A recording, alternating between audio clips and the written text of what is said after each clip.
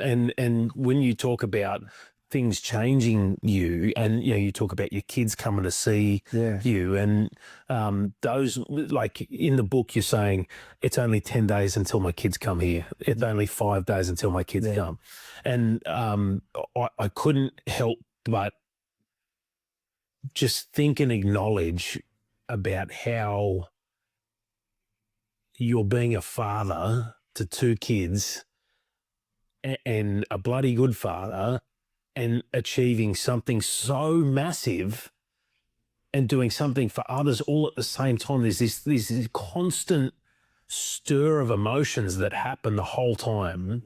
And I just, it's inspirational to watch as I've got 2 young kids, and for them to see, your kids to see what you were doing in the face of everything that you've experienced, the near-death experience of you getting almost hit by that truck, right? Yeah. All of these moments that built up over time, I just can't help but think that obviously they're proud of you, obviously they care for you and all of those things, but it comes to a point where it's like them seeing you do something that helps others is the single greatest thing your kids could ever see of their father, in my opinion.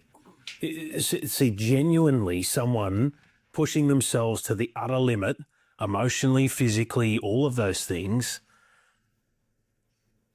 seeing their dad on the news, on the media, the baseball, whatever it is, how special to see that, given that you guys have had a tumultuous, background, and that you're there together to experience those. That must have been amazing. Yeah, but I think that's the key is, like I've often reflected on the fact, whether I had been a good parent or not. But it's one of the things I've come to realize is kids are these amazing children, and these amazing human beings that they don't really want all the luxuries of life. That you think that they do. But later on in life, all they reflect upon it is the moments that they had together with you.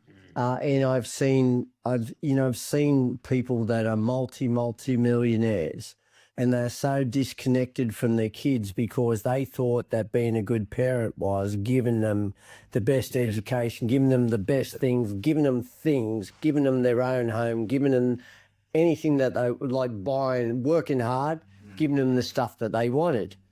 And then when you talk to the kids themselves, they say, but my dad wasn't there at the soccer match. He wasn't there at my school at Stedford. He wasn't there at my ballet classes. My dad was never around. He's too busy working. He ain't there about me. He's too busy doing that. And it's in that you realize that it's more about the connection and sharing this life together with another human being than it is about providing a life for the human being. And I come to realize that. And so that's all I could do anyway, but that's what I did. And thankfully my kids are grown up well as a result of that, and they're happy and grateful for it. And I see now with the mistakes that other people that didn't spend the time with their children, I see through that just by chance I did the right thing.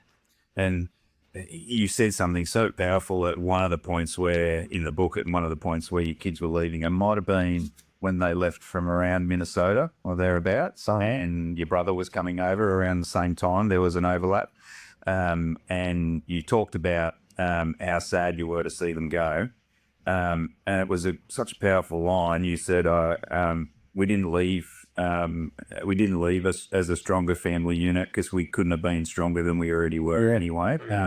And I think it was demonstrated so many times. Having your kids there, they were there to share in it, and they got you through those. You constantly talked about looking forward to having them arrive, the time that they spent with you, and being devastated when they left. To continue on, they did that year just like you did that year. They go back to school, had their own challenges. They had their periods of tough times when they were back at school and dealing with normal life while Dad's still running from the top to the bottom. It was super powerful to see like you said, we were the strongest unit as it was.